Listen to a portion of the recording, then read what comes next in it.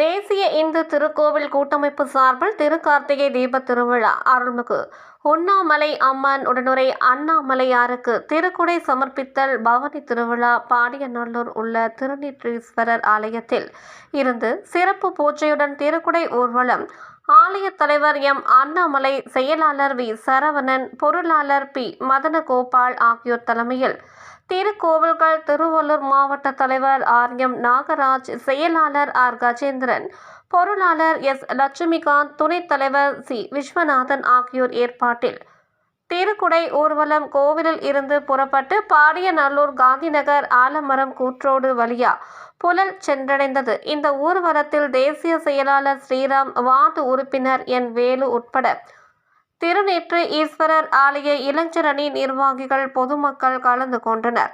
கலந்து கொண்ட அனைவருக்கும் காலை உணவு வழங்கப்பட்டது.